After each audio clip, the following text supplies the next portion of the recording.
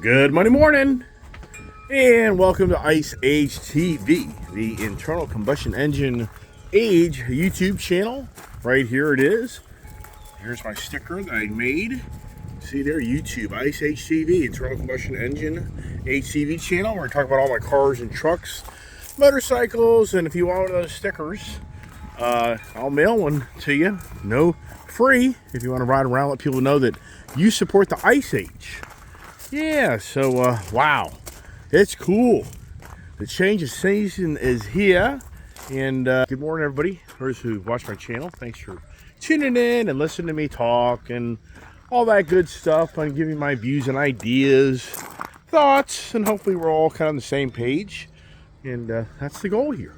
And that's what I like to do. I like to talk and share my car, motorcycle addictions, truck addictions, all that stuff, and just share my stories. And it's Monday. Wow, rainy day yesterday, and wow, just up here the greenery is here, and my lawn didn't get injured at all this year per se from really what this area in some ways had a drought, so no injury to my yard.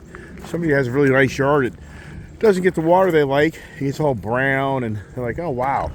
And for me, wow, my back is killing me. Injured, and that's what I'm saying this morning. I'm bringing up the injured conversation because I'm injured. Oh my gosh, my back is killing me. And I would have told you about 8 hours ago, I don't even know if I'd be making a YouTube video this morning because I'm just in so much pain. And it's nothing new. I'm sure many people have back issues. Know all about that. You just got to ride it out, but boy, it's bad. So, but anyways, per se, but yeah, I thought this morning would make the conversation called the injured theme. And I thought to myself, that's a pretty good idea because of where we are in today's society with technology and all this other stuff that's all around us that is hopefully going to help us be injury free when it comes to the car side, because of all the advanced technology. Vehicles having the safety features in them, and even to a degree on the motorcycles as well, as far as the design, the ABS, and the handling, and the Honda Goldwing. Come on, baby, let's go in the Goldwing.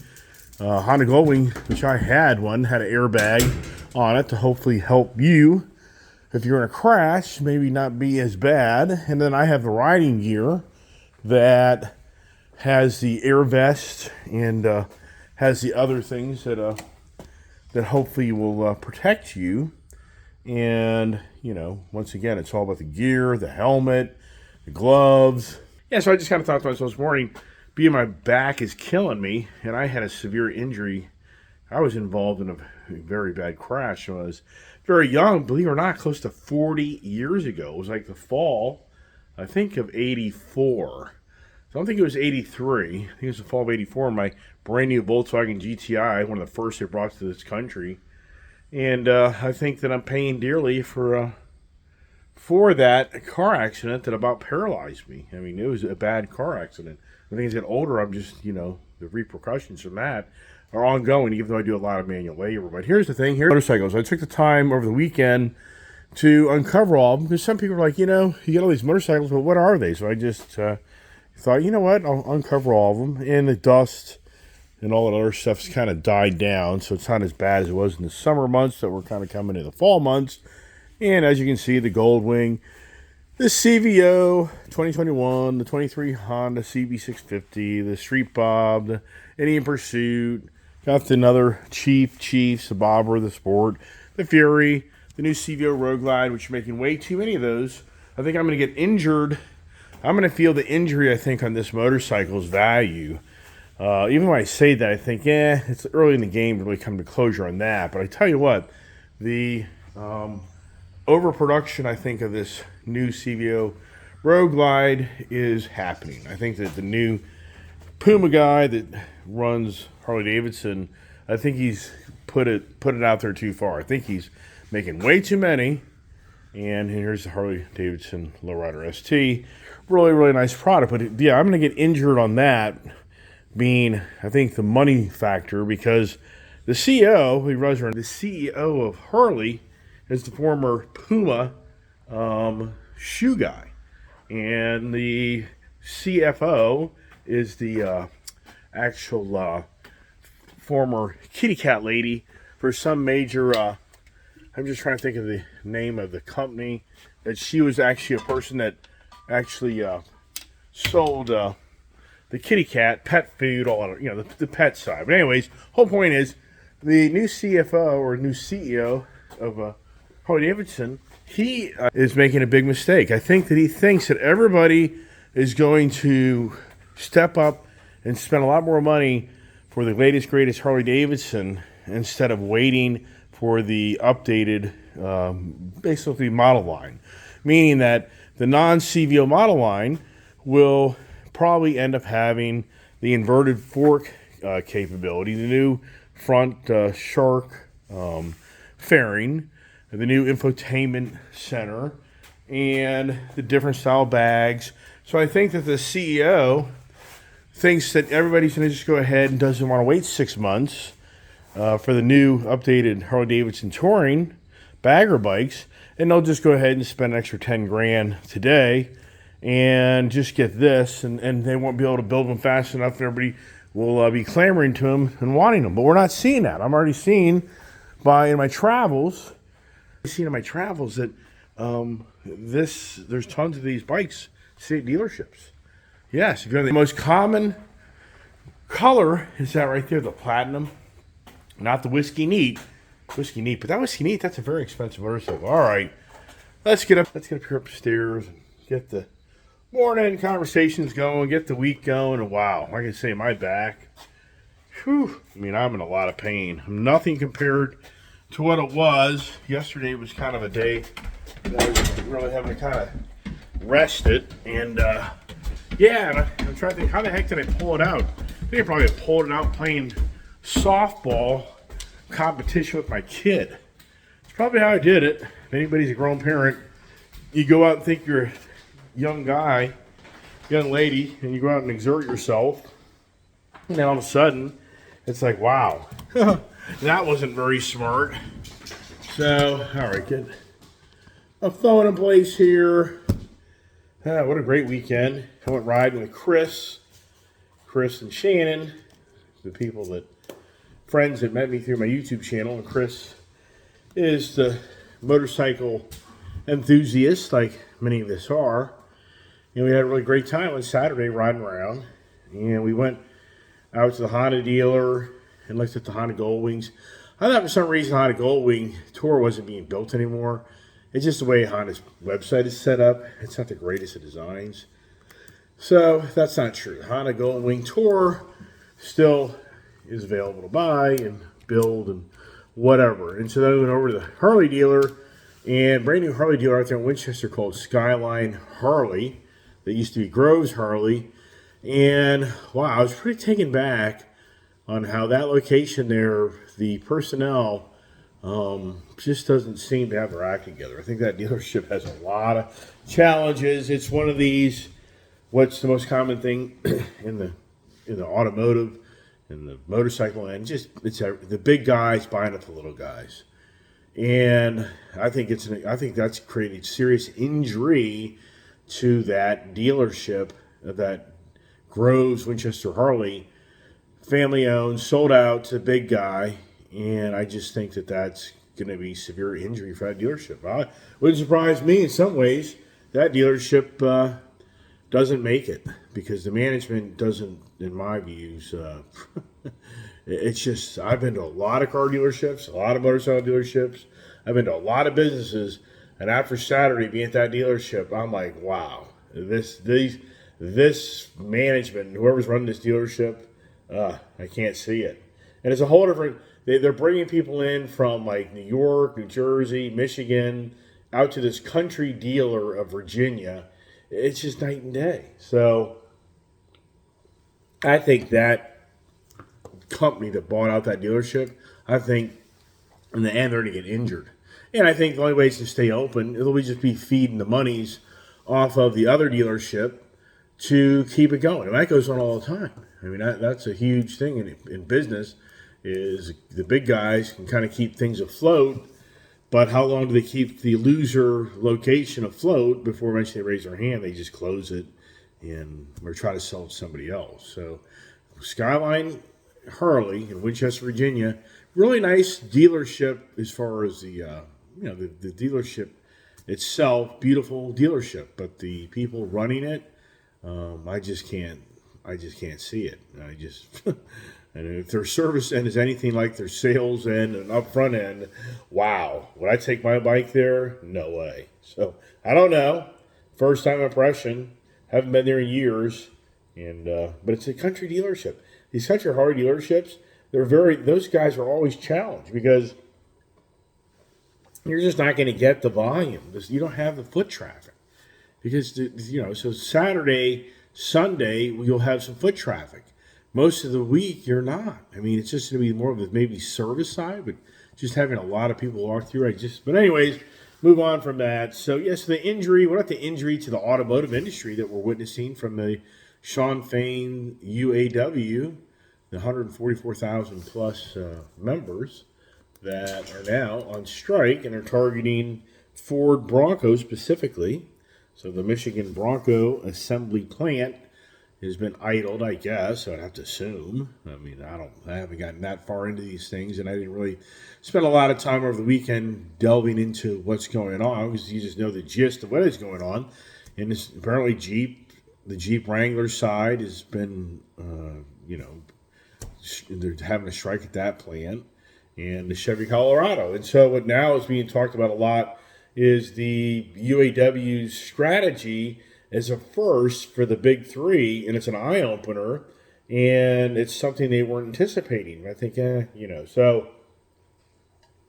the injury that Shawn Fain is trying to put onto the big three, it's a first in the way he has maneuvered his actions in order to be compensated for what he feels everybody has been injured working for the big three, not being compensated fairly, and that they're underpaid, overworked, and that the big threes have to stop being greedy mongers, and the big executives have to stop being greedy mongers, and they're going to have to give back to the people that actually make them greedy mongers. And now, of course, Joe Biden's involved in it, and Elizabeth Warren and Nancy Pelosi, so now all these other outside political figures that none of them have ever actually had a real job. I mean, think about it. Has Joe Biden ever actually had a job? I don't think he's ever had a job. He's always been a politician, I think. Nancy Pelosi, same thing. She never really had a job. May have been an attorney or something like that. Elizabeth Warren, same thing. These are all political figures that now know how to run businesses and they never ever actually even have been in the business side of the private sector of industry of how to make money and how to make things work.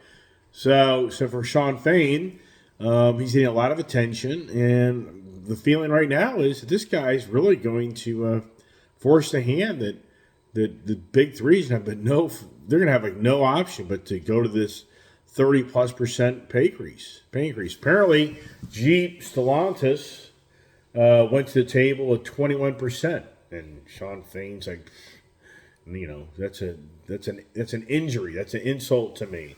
That's not acceptable. So for us individuals, like me and you that buy cars and motorcycles, I mean, here's the thing. Already, the injury to the whole industry has been already felt for us as consumers from the pandemic because of the challenges to build these cars, and everybody still wants to buy a car at, in some ways, at no matter what the price is. And the other injury to the industry is Elon Musk. They're saying that in the end, Elon Musk is going to win out because he's been able to keep his labor rates down, and that's the fear of the big three, is that they're going to outprice themselves, and the likes of Elon Musk and Tesla is going to eat their lunch because he's got the union labor more in line. It's incredible how Elon Musk, a guy never built cars, never even in the industry, and here this guy is the main focal point now of you're talking 100-year-old companies. Here's a guy that What has Tesla been around since like 2008? So what are you talking? Like a 15-year-old company going up against a 100-year-old company, and 75-year-old companies or whatever it may be, and now they're all fixated on Elon Musk. Elon Musk now is in negotiations with Saudi Arabia. So, Elon Musk is trying to get the infrastructure for electric vehicles in Saudi Arabia. But now there was just so much talk. Apparently, Carlos Tavares, he is just really saying that this EV movement isn't real reality. He's saying the injury to Mother Earth and the resources to Mother Earth are not capable of this EV all-out infrastructure. And even other executives, and even Elon Musk has raised his hand, saying that, yeah, the mining operations required to really convert the main transportation sector of this world into this electric battery is going to be incredibly challenging for the raw materials that are needed. And so, okay, so I think to myself, what is going on? I just think to myself, is the green agenda creating injury never seen ever in modern times, or even in the transportation energy sector ever? That this green agenda that has so many billions of dollars behind them to go rattle these CEOs and the leaders of these companies, and the leaders and the government, the politicians, that they're manhandling these people being waterboarded, borderline being waterboarded to dictatorship style of forcing the change. But the leaders of these companies are saying it just isn't feasible. It just isn't reasonable. The list goes on and on and on.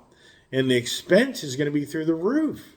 But yet the green agenda is like, they don't want to hear anything about this. All they want to talk about is how they're going to save Mother Nature, Mother Earth, and no matter what consequences, what you suffer, too bad. We got to save Mother Nature, and this transportation sector has to change. The energy sector. I mean, wow. It's just it's just incredible. We live in a society today more than ever that what people do to benefit themselves on injuring others. And we're witnessing this more than ever in the shoplifting, the stealing, the killing, the racism. I mean, the racism anymore, it isn't about because you're a certain color, you're racist. I mean, the racism now more than ever is actually boat colors.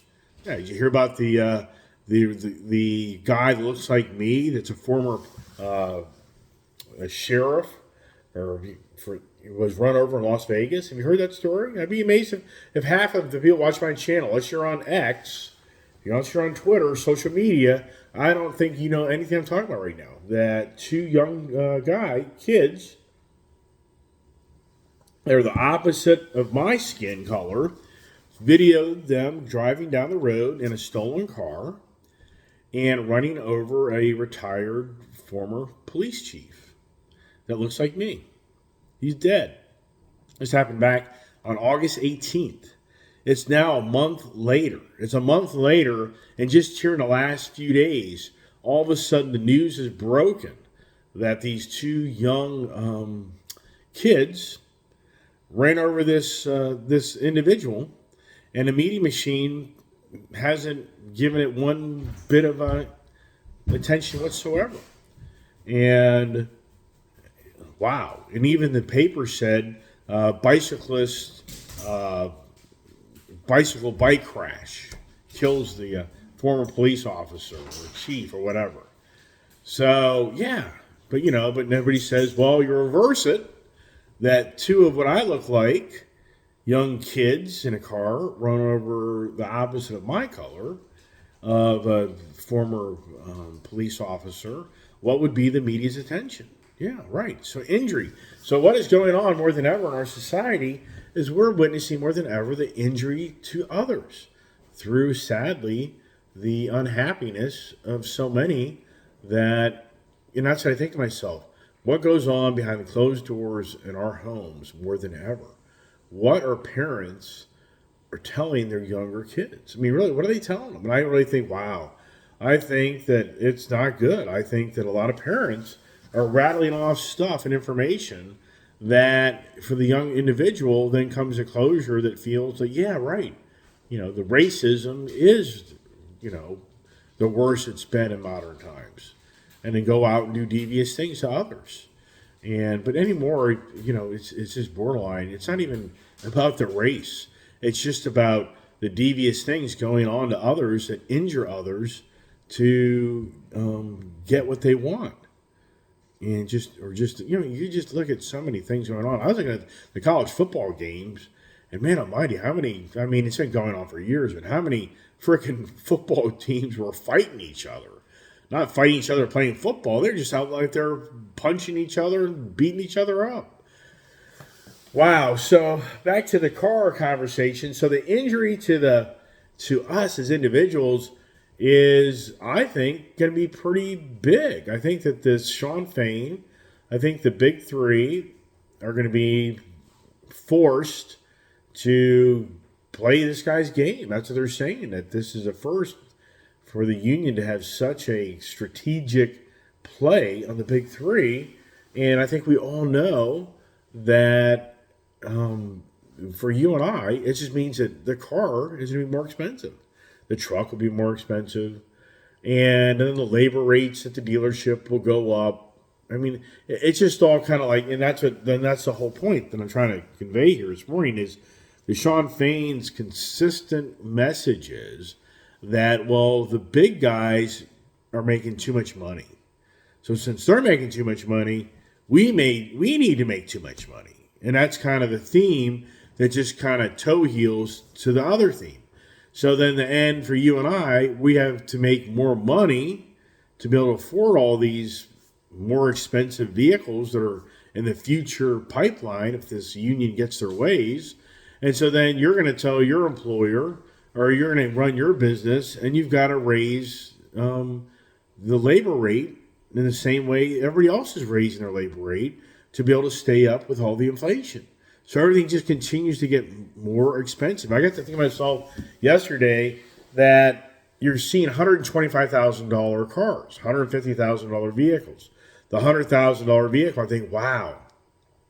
Are we going to be in so many ways approaching the 100-year mark where the $800 vehicle, the $1,000 vehicle, the $2,000 vehicle, it's going to be the $101,000 vehicle. It's going to be a $102,000 vehicle. Where we're going is there's going to be $100,000 more for vehicles, and years down the road, it'll be, yeah, I just spent $123,000 to buy a car, and it's nothing special. Because that's like buying a $23,000 car 100 years ago, or 50 years ago, or 7 years ago, whatever the time frame may be, where it's incremental that everything's grown in that scenario by 100%. Wow. So, what's going to be the injury from UAW playing this game with the big three? For you want your Ford Bronco, you've been waiting for it, and now the injury to you is you're not getting it. Is that going to be the story? Is the story going to be that we're going back to be so lucky to buy a car because the dealer lots don't have many vehicles? Even though I think to myself, wow, even though this just started, and right now a lot of the big three have good inventory back to decent, 60-day, 50, 60-day, 70-day inventory. You're telling me now that every other brother, if this union was to strike for a good month or so, that all this inventory is just going to disappear overnight? And I just can't see it because the dealerships are going to get in that injured mode feeling that they better jack the prices up on these cars. And that's the irony here to what I don't think people really talk a lot about, even in the car channels, is you think this through. The car guys, when the pandemic hit in, the initial phase was they were still selling cars at discounted rates right out of the gate. But then as time started to prevail, they started seeing their inventories depleting, and they started seeing how they couldn't get anybody to put any orders in. So all of a sudden they went into panic mode, injury mode, and they started they stopped negotiating the price of cars. And what's interesting is as they did that, they started realizing that people would pay more money for cars. And this giving away cars didn't need to be it just didn't need to be the same old business plan they've been dealing with for years. And all of a sudden it turned into, hey, be so lucky to get the car.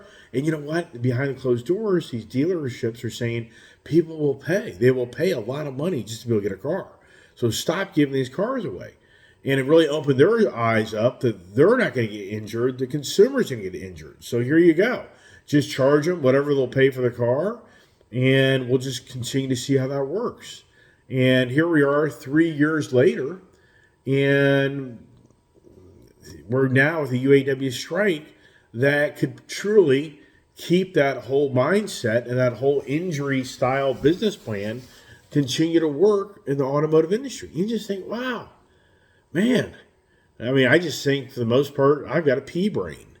You just think, how much longer are people going to continue to pay ridiculous amounts of monies for the cars and trucks? How much longer are people going to continue to do this stuff? Now, thinking of that, I was at the RV show. If you watch my channel, it's over at the RV show on Friday. And that place was light. Now, of course, it's a Friday. So, it's a school day, work day. I wasn't there Saturday. I was there Sunday. But you could definitely sense that industry is under the injury mode. Meaning that you could just sense that industry is seeing the difference, is seeing a slowdown. And what I hear so much from the motorcycle dealership to the RV dealership, boat dealership, whatever it may be, I hear these comments from people about, well, we thought that we'd see this huge influx of all these used RVs or these used motorcycles or these used boats. We really felt that, after everybody went out and bought these things, that we would see just so many people realize it really wasn't what they are. It was just something to do. And they had too much money sitting around. And this stuff would be coming back in the droves. But it's not. It's not happening. And I think, right, because the reason it's not happening is because every guy that's spent $100,000 for that RV is now being told it's worth $50,000. And the odds are that individual probably put down $10,000 and he still probably owes $80,000 on that RV. So if he comes back to trade it in or give it to you, he needs he has to write $30,000 check, which he just doesn't have nor is going to do. And it's a no-brainer. You can make $500 monthly payments on your RV to equal $30,000, for like the next 5 years. So that person isn't going to bring it back because they're ashamed to bring it back. And they already know that for them to be able to get rid of it, they can't. So they'll just continue to make the monthly obligation as the vehicle just sits there and deteriorates. And that was something that one sales guy was saying on my video. He was hammering how people don't use these RVs, and that's the worst thing you can do because they just deteriorate and they fall apart. So, yeah, right. So then even if you want to trade it in to buy a new one, even there, the business model just doesn't work anymore. So I think, wow, how many people have the RVs and the boats and the motorcycles that are just sitting that for the most part will never get used. And all it is just a monthly payment obligation. The person has enough money to balance their budget each month to keep those going. But it's an injury to their self-esteem and their injury to their financial, well-being. But, who hasn't made mistakes of buying things and realize after you bought it that wasn't really the best idea. But to get out of the situation you created, you got to have a big old fat checking account to be able to and then you pay dearly for your mistake. Yeah, so I think that's going on more than anything. And that's why I just think, but at the same time, that RV show, people are there buying things. I was right there with a couple that bought that really cool looking RV that I was looking at. And yeah, for me, challenge for me is just my schedule. I've looked at RVs over the years. And yeah, would that be an injury to me if I buy one of those? Yeah, right. Yeah, but what I was talking about earlier, though, I kind of got the conversation going, was pretty incredible in how I was talking about my back. I was in a very bad car crash when I was young, and I was just thinking to myself too that how the technology in these cars today more than ever designed to help protect us from being injured, and it's just incredible on how we live in a society more than ever that the government guidelines and requirements are very stringent and strict of what you can, what you can do and can't do. And for the automotive industry, they got to build safe cars. Lots of European cars and cars from overseas can't be registered here because they don't pass the guidelines for the strict safety rules of our country. And so there's so many things that we are witnessing that the Mother Nature Earth, we don't want to injure Mother Nature Earth. So the green agenda people are wanting you and I to pay dearly, like never seen before, to preserve Mother Nature Earth. And it's always things of the injury, but yet we're witnessing more than ever in the social justice of our system that people are being injured more than ever. I mean, sincerely, what is going on, right? I mean, so many aspects. Are we living in Confucius times? I mean, I just think we are living in the weirdest times of mankind, of how people process information, that what makes sense and doesn't make sense. And here's a barrel of oil. Here's a barrel of oil now at $90 a barrel. They're now saying that Dan the Man in California, maybe he'll be right 2 years later, that the diesel shortage is possibly on our doorstep because Saudi Arabia has the good oil, the good diesel fuel oil. There's different grades of oil in the world, and the Middle East has that really rich, good oil. That's the best type of refining process for diesel fuel.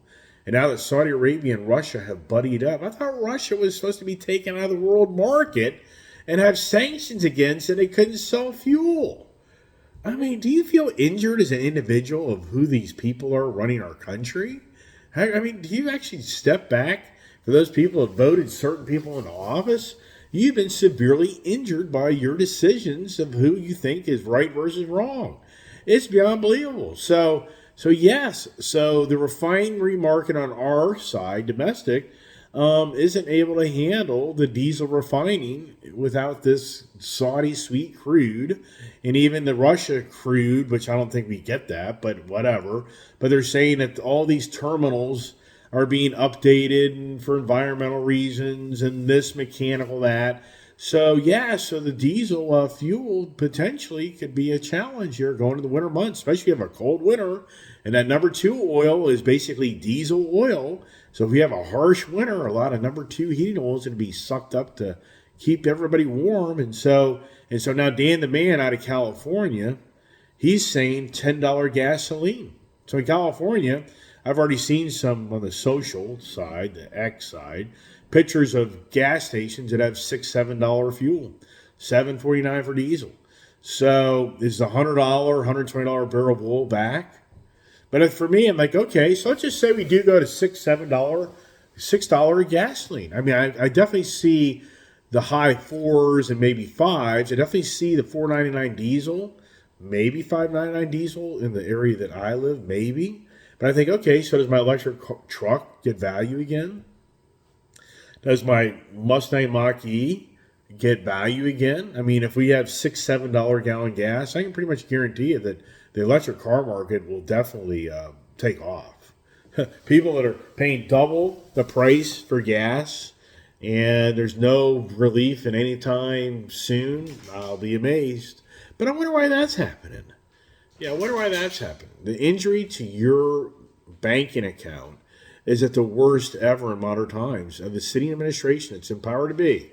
We are now at the worst injury to you financially in modern times. But yet most people are like, nope, that's not true. Like, okay, well, whatever. Anyways, everybody, I'm gonna leave it at that. Yeah, has my back been killing me for a day? Yep. Thank goodness today it seems to be getting better and healing. And I'm sure anybody out there that has back injury or back problems, you know too well. Boy, it is Whew, it's bad stuff, man. I mean, Jesus Christ. But anyways, hey everybody, appreciate all the nice comments and support. And as always, if anybody wants a nice little sticker, I've got a sticker for you. And just email me at IceAge. Just email IceAgeTV comments at gmail.com. Put your name and address down. I'll mail you a nice little sticker. And you can share the Ice Age enthusiasm and support that you are more about reality to life than injury to life. All right, buddy. Thanks for watching my channel. Have a great day. God bless. Stay safe. What are you doing next? I got to go to work.